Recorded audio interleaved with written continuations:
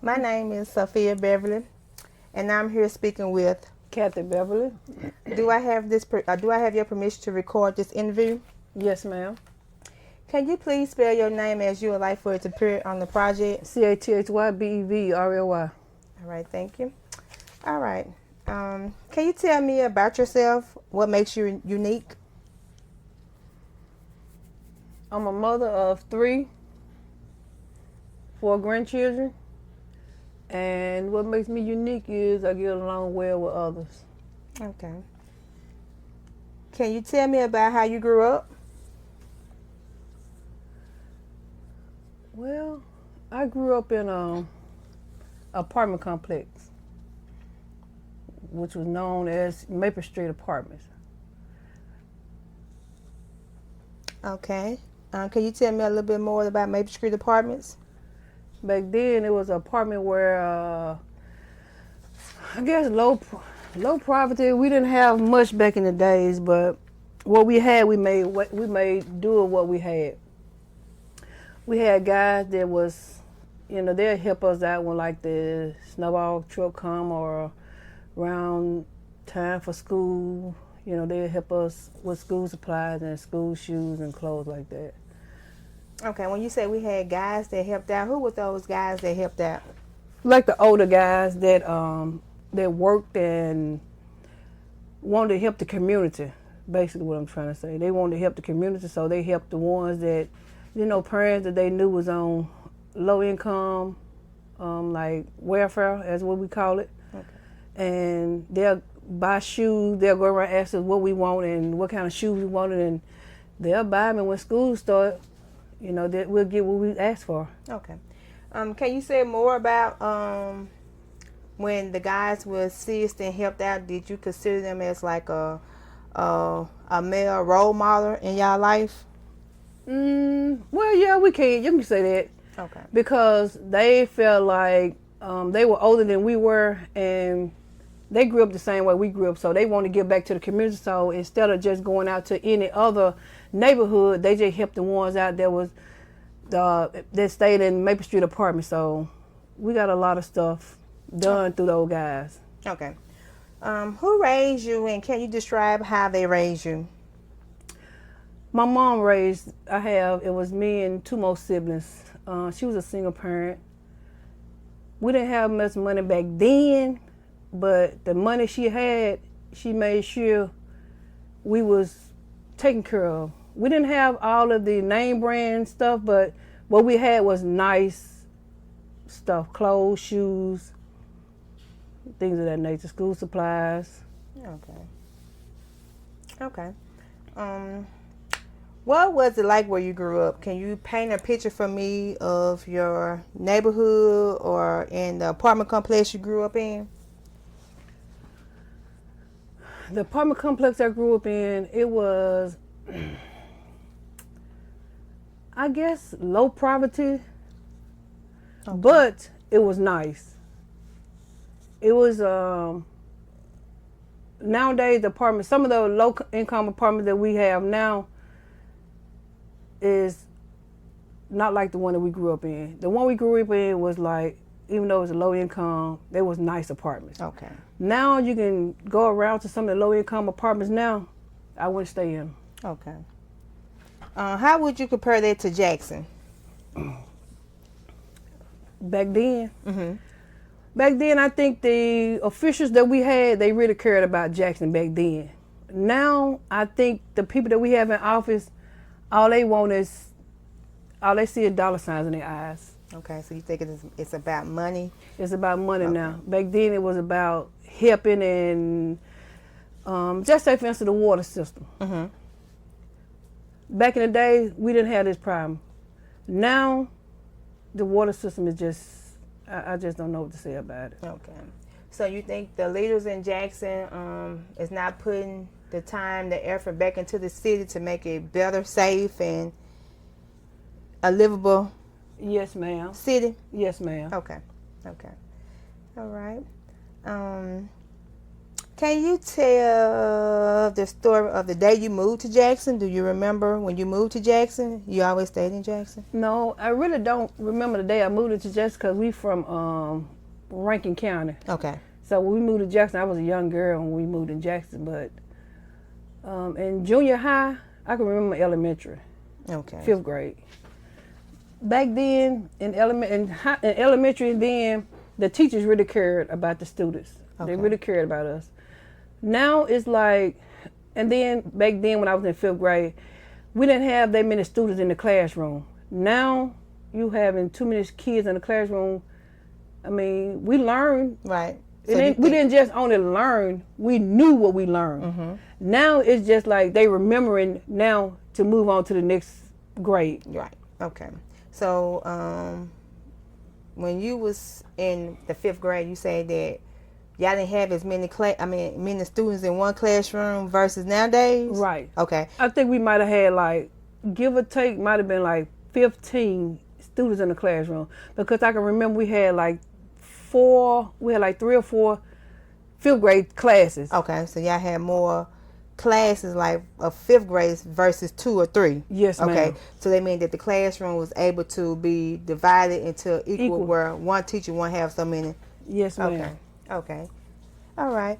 My next question would be, can you describe a typical day from your childhood? From the time I get up until the time to go to sleep. Pretty much, yes. We'll get up and go to school. Go to school. After school, I do know once we get out of school, off the bus, my mama always made sure we had our food was ready. We'll come home, we'll do our home. She'll give us a snack. We'll do our homework. After we get through our homework, we'll eat. We'll go outside and play for a little while. We used to stay on the back. When we stayed on the back. Go in the front when the sun go down. So after we get through playing hopscotch, jump rope, basketball, whatever we're gonna do, we'll come in, we'll take a bath, we'll get ready to go to bed. Okay. My next question is going to be, could you share some memories or stories from your childhood that stands out to you above the others, or why do you think the story stands out? You have any memories that stood out from your childhood? Any special day, holiday, birthdays, anything like that? Every holiday, my mom made sure me and my siblings had what we wanted. Like for some holidays, like for Christmas, she'll tell us to write a list down, and back then we had layaways. So whatever we had on the list, we'll get it for Christmas. And like for our birthdays, we always got a cake, and she always put candles on it, and she always cooked. She knew basically what we liked it, so she always cooked out what we liked it, and we used to always have that. Like for Easter, we always had an Easter basket. We always had an Easter basket for Easter. Nowadays, if you try to do that for the kids nowadays, 5th grade, they too big for an Easter basket. They want these special made cakes. Back then, we just had the cakes at the store, and you just get somebody to write your name on them. Nowadays, I feel like the kids I ain't gonna say ungrateful, but they're not like we was back in the day. Anything we got, we was grateful for it. So you think kids do you think kids feel like they're entitled nowadays versus back then when you was coming up? Exactly. If they were living back in the days that we was in, like when we was coming up, we didn't have cell phones, we didn't have iPads, we didn't have social media, we didn't have none of that. What we knew, we learned what we knew, and we knew what we knew. Now they go to Google for everything. They want cell phones at an early age. We didn't have all that. We just had a house phone, and we had to, like, you Google something for class. We had to go to the books in the library. I remember when I was coming up, we would have telephone books. They don't do telephone books They don't anymore. do telephone books at all. So yeah, that's something that they done did away with this, which is the telephone books. I totally understand what you're saying. Like the newspapers. We used to have articles for science in the newspaper. We had to get some out the article out of the newspaper for an article and tell about it. They don't even send newspapers anymore. So they don't even make newspapers no more. You don't make newspaper. If they make it like 2 or 3 pages. So now social media, or either news or Google is your news source. Right. Wow. Okay. Tell me about your experience becoming a parent. When I first became a parent, I have a 27-year-old son. Back then, it took a village to raise a child. I had no problems with nothing. I did a baby shower, you know. Back then, you had a support system. Mm-hmm. Support system. Just say, for instance, if I had to work, my sisters and my mom watched my baby. Okay. Versus now, they have daycare. They had daycares back then, but it was only some daycares you knew about and some you didn't. My children didn't go to school until they were 3 years old. Now they putting babies in daycare at 6 weeks. 6 weeks or 8 weeks. Wow. They putting kids in daycare. So they put them in real soon. They put them in there soon. And back then, when I was having children, we did a lot of teaching at home. Now they want the teachers to teach the children everything they should know when they get home, before they get to school. So basically, they're looking for the teacher to teach their children what they should already know. Okay. So now it's a lot of kids lost because now is babies having babies. Mm-hmm. Back then, we weren't allowed to date until I wasn't allowed to date until I was out of high school. Okay. I have a friend girl right now, got pregnant when we were 15 years old. She got 6 children that only have a 5th grade education. So she had kids early, and I was late having children. Okay. All right. So basically, you saying like nowadays things are totally different. Yes, ma'am. Okay. How many? You did tell me you had how many kids? 3. I have 3 children. Okay. And what's the age again? I'm sorry, I didn't. 27, 25, and 22. Okay. All right. So if you're raising kids now, or if you're around kids often, can you describe what a typical day is like?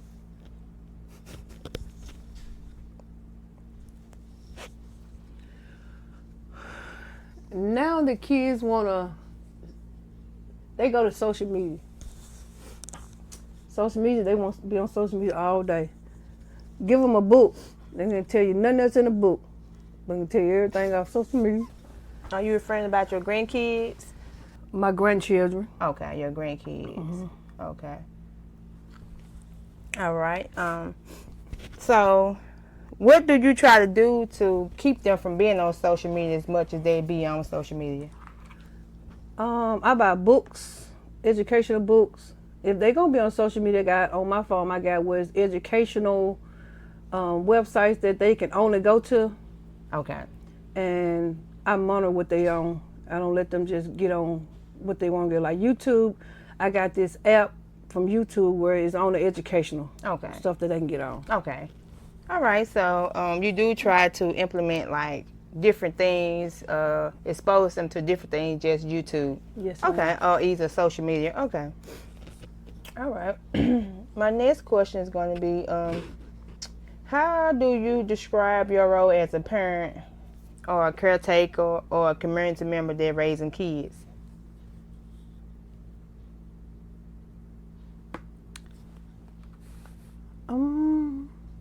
I describe myself as,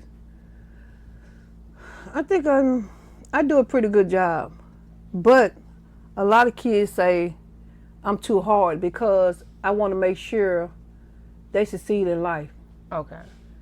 I would like to make sure they know what they're talking about, they know what they know. Okay. And that's what they say that I'm really hard on them because I don't want the system to fail them when they get in the real world. Okay. Who say that you are being hard on the kids, or why they feel that you're being hard on the kids? My grandchildren, their mom, she say sometimes I be hard on them because I don't let up off of them. Like, if they say they don't know, she'll try to tell them the ounce, but I'm gonna make them go look for the ounce. Okay. If they say they don't know something, I make sure I so show you're not them gonna and make tell it them. easy for them. No, ma'am. Okay. Okay. All right. How do you describe a role? Actually, I'm sorry. Who is your support system as you raise your kids? My mom and my sisters. Okay.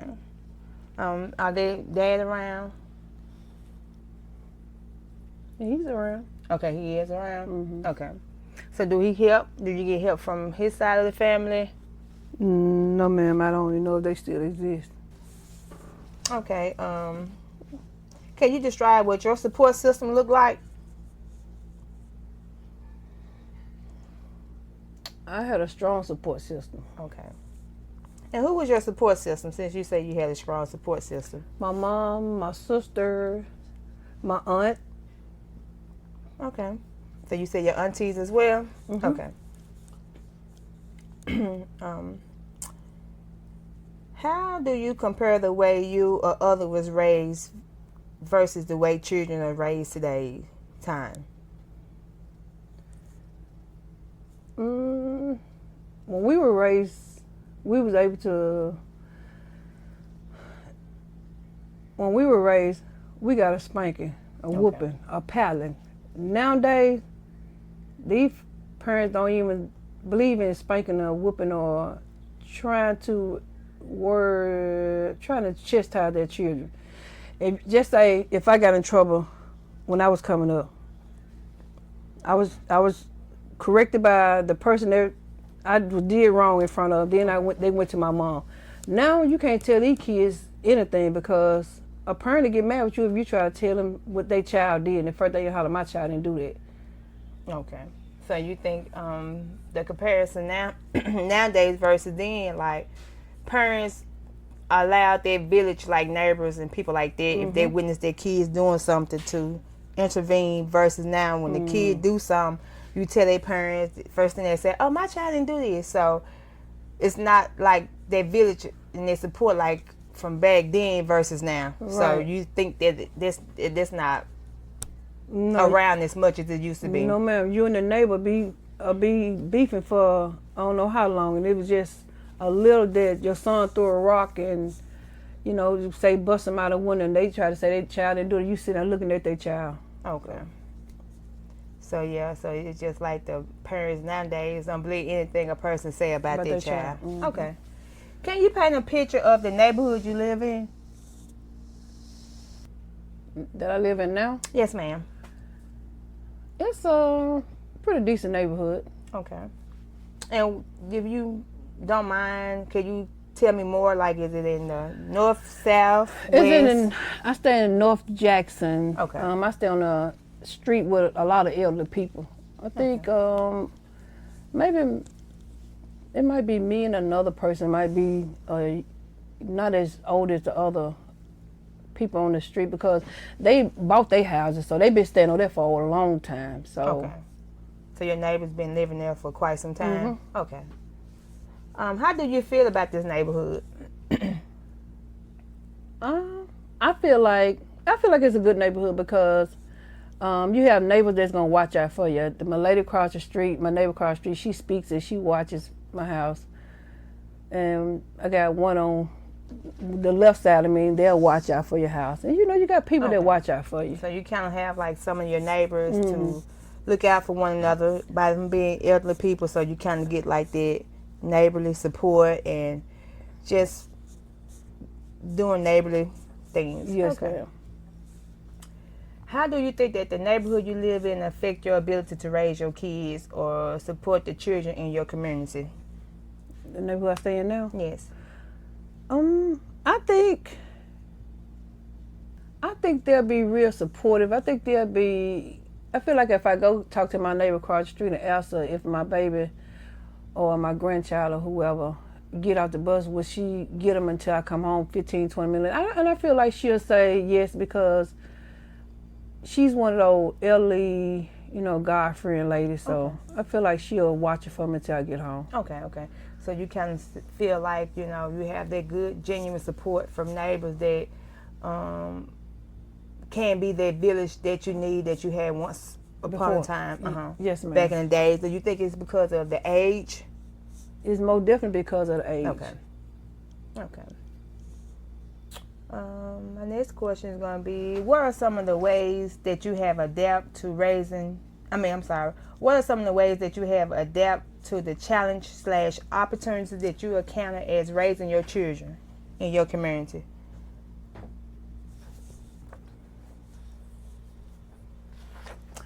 I feel like the depth that I have, because if you needed help and you ask someone that you know they'll help, but versus now, I really want to trust my kids with anybody that I don't think that'll be supportive of you. Okay. So, opportunities. What do you think, what's your encounter for better opportunities in raising your children in your community? What do you think that better opportunities would be? Do you suggest like maybe more role models or?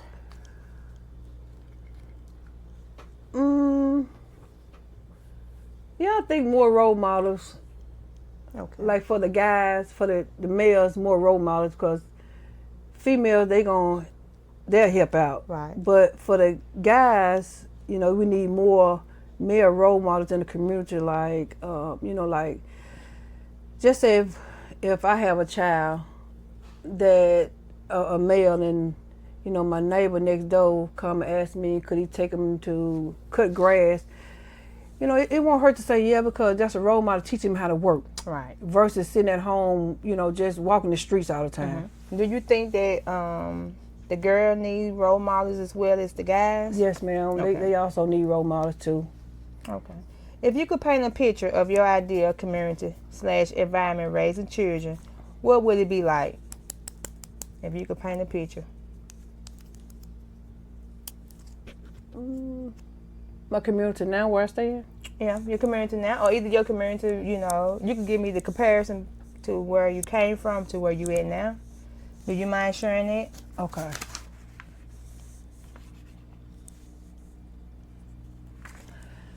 I'm going to do where I raised there versus now. Okay. Where I was raised versus now, the community was a real supportive of helping the kids, helping the children, because they was a younger community, younger parents, younger female, younger males, versus now.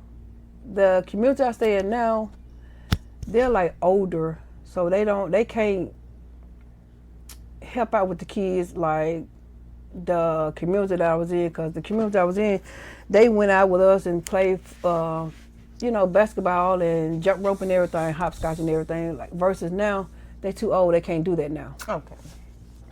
All right. What are some of your hopes for the children in your community?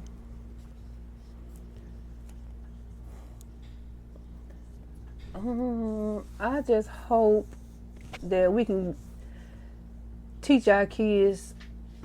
If you teach our kids, you know better, you do better. Some children need a little guidance. Okay. And it all depends on the upbringing of the kids.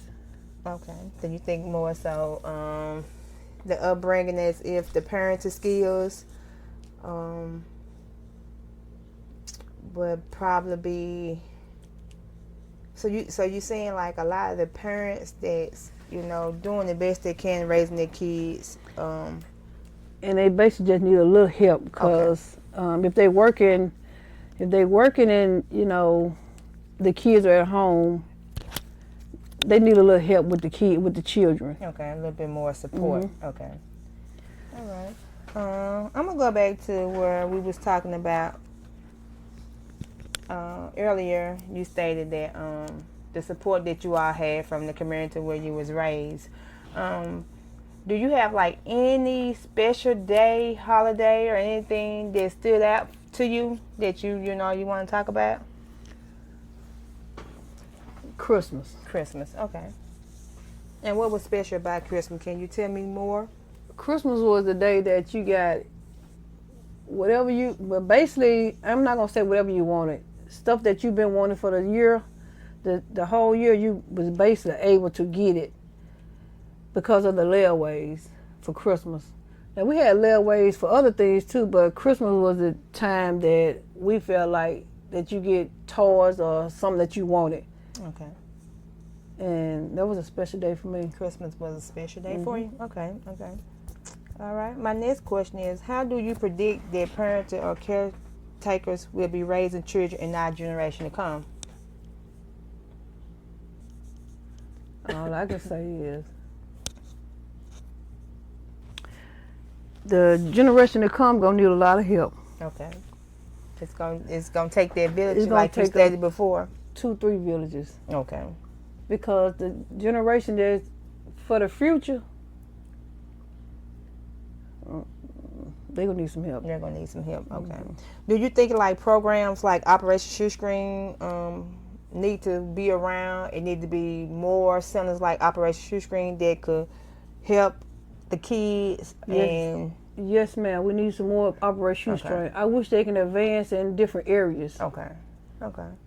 And just branch out just from one location Yes, all ma'am. over the central Mississippi of Jackson. The kids will benefit from Operation Shoestring. Operation Shoestring is a good program. My children with Operation Shoestring. Okay. It's a good program. It's a good program. Okay. All right. My next question would be, is there anything that you would like to add that I didn't ask? No, ma'am. Okay.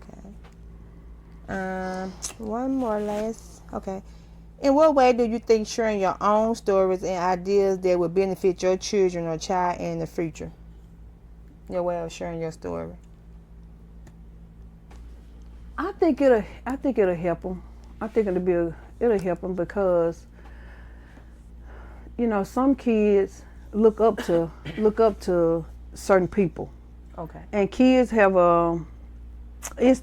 some kids know when you love them and some know when you don't love them. Some know, like if you just say if you got 2 kids that you correct, now one gonna say yes ma'am, no ma'am, and the one that gonna say yes ma'am, no ma'am, know you telling the truth. You know, you try to help them, but then you got one that want to be rebellious against you, just gonna, you know, just disrespect you. Okay. And them type, I just let them go on. Yeah.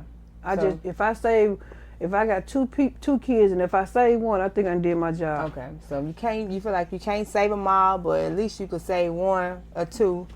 That means that you didn't serve your purpose. Yes, ma'am. Okay. Okay. All right. Well, I think that concludes our interview. I want to thank you for your time. And again, thank you. You're welcome.